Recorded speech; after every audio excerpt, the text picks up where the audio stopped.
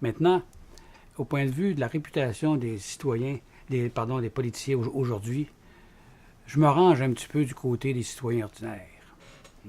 On a de bonnes raisons d'être méfiants et désabusés. Et d'ailleurs, moi, pendant tout l'été, j'ai rencontré des citoyens, puis ils m'en ont fait part. Ils m'ont fait des confidences, ils m'ont fait des choses. Ils m'ont dit, on aimerait ça pouvoir le dire, mais on ne peut pas le dire. Pourquoi? Vous ne pouvez pas le dire. On est dans une société libre, on est en démocratie. On ne peut pas le dire, on a peur. On a peur des représailles. On a peur d'avoir des retombées regrettables. Ben moi, je voudrais bien que les Saguenayens, en général, retrouvent confiance dans leurs politiciens, retrouvent le goût de dire ce qu'ils ont à dire, puissent le faire sans crainte de quelques conséquences que ce soit. Moi, je pense que ce serait un signal d'une revitalisation de la démocratie à Saguenay.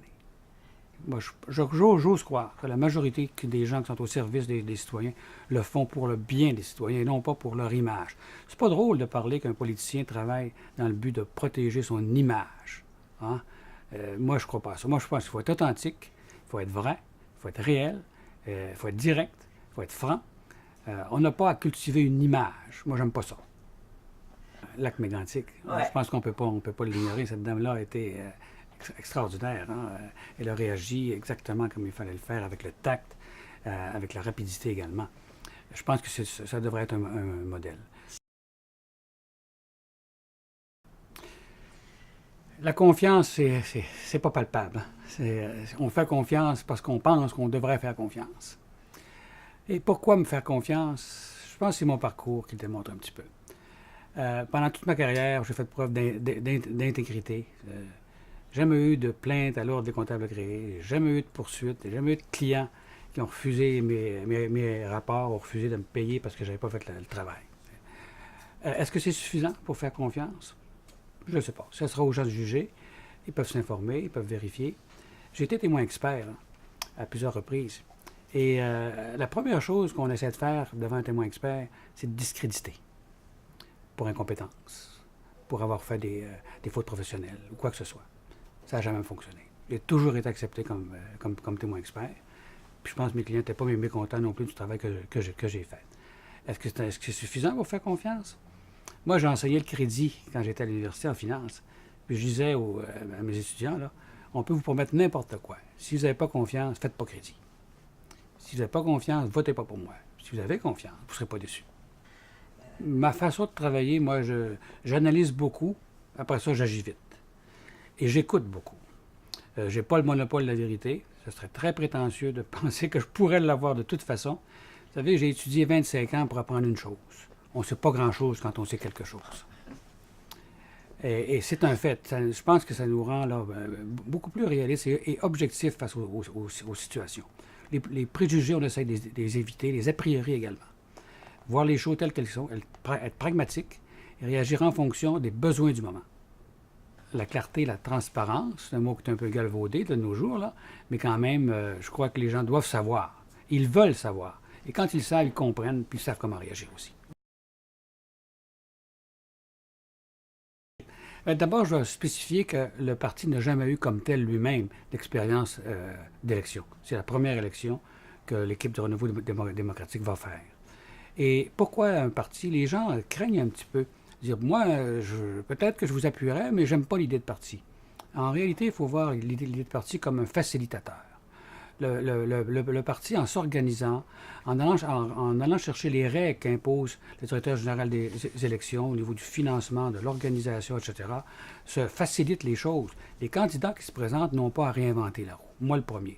Je ne crois pas que tout seul, j'aurais pu monter une équipe, monter une organisation comme l'équipe Paul Grimard l'a fait au cours des derniers mois principalement. Et ceci a permis effectivement de faciliter la décision de plusieurs candidats de se joindre à l'équipe Paul Grimard. Ils avaient déjà un canevas dans lequel ils pouvaient s'inscrire et n'avaient pas à tout faire leur recherche par eux-mêmes. Et ça donnait aussi une assurance de respecter les règles du jeu. Ça me paraissait important. Les candidats, actuellement, on en a 12 qui sont officiellement en course. Et on est en pré-campagne. Effectivement, on n'est pas officiellement en campagne, mais je pense que ce serait naïf de dire qu'on n'est pas en campagne. On n'est pas en campagne électorale. Les candidats d'équipe Paul Grimard, eux, le sont déjà. Ils ne gênent pas pour le dire. Rencontrent les citoyens, se font connaître. Et ils ont intérêt à se faire connaître parce que ce sont d'excellents candidats. Avec des formations académiques, des expériences de travail très variées. Et quand on discute ensemble, tout le monde, c'est très intéressant et très enrichissant de voir que chacun peut émettre son point de vue et en émettant son point de vue nous permet d'avancer vers une plateforme électorale qui est de plus en plus proche de ce que les citoyens souhaitent avoir. Écoutez, moi, là, le clivage homme-femme, ça n'a jamais existé. Ma mère est une femme de carrière, elle a travaillé jusqu'à l'âge de 70 ans.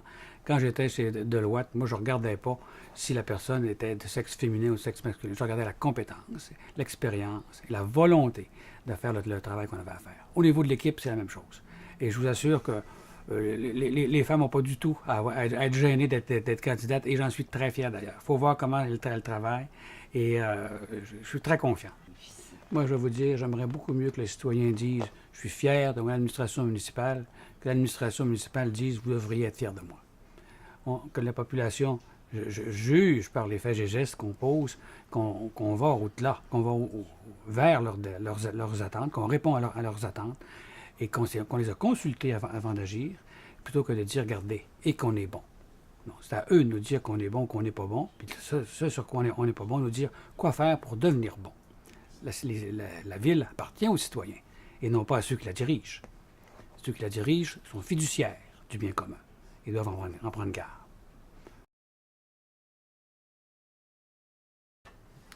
Bien, moi, j'aimerais bien que Saguenay devienne une ville et 3 arrondissements, plutôt que 3 arrondissements et une ville. Ça, je serais fier de ça. Je serais fier aussi que la population ait recommencé à croître à Saguenay, que l'emploi, que l'industrie ait commencé à se développer. Je ne dis pas que les PME locales ne font pas de gros efforts, mais je pense qu'il faut quand même pouvoir attirer des entreprises ici à Saguenay créatrices d'emplois. Je serais fier aussi que les citoyens aient repris confiance dans leurs élus. Et tous les élus. Que les élus se sentent proches des citoyens, que les citoyens se sentent proches de leurs élus. Qu'il y ait le sentiment, pas seulement le sentiment, mais la conviction qu'ils ont été consultés, qu'ils ont été entendus, qu'ils ont été écoutés, qu'ils peuvent exprimer leur point de vue et que leur point de vue est pris en compte. Finalement, que le conseil de ville est sensible aux désirs de la population et à leurs attentes. Je serais fier de ça. Je serais fier aussi que la ville de Saguenay retrouve un équilibre financier. Qu'on sache un petit peu où on s'en va, que les générations futures ne soient pas pris avec une dette tellement élevée que finalement, il n'y a pas le moyen de les payer. Je serais fier que Saguenay ait développé de nouveaux avantages concurrentiels qui attirent les entreprises, qui attirent la population. C'est quelques éléments, je pense, sur lesquels je pourrais dire qu'on a fait quelque chose de bon pour la ville. Je trouve très malheureux que Ville de Saguenay se soit isolée un petit peu de la région et des instances régionales. Je pense que la région, moi j'adore la région de Lac-Saint-Jean, je pense que ça se voit, ça s'entend, et il faut en faire une force, tous ensemble. Saguenay est la métropole de la région, de se comporter comme telle, être une locomotive aussi. Et tout ce qu'elle peut faire pour aider la région à se développer, elle va le faire. Alors, moi, c'est un souci que j'aurai de réintégrer les instances régionales, que ce soit à tous les niveaux, au niveau politique, au niveau économique, au niveau touristique. Et le faire, d'ailleurs, arrimer les ponts également avec les niveaux supérieurs du gouvernement. Je pense qu'il faut aussi, les gens avaient le sentiment que la ville sait où elle s'en va au point de vue des finances publiques, ça serait déjà beaucoup. À un moment donné, on m'a dit, M. Grimard, vous êtes un peu philosophe. Je me permets de l'être à mes heures, mais les deux pieds sur terre.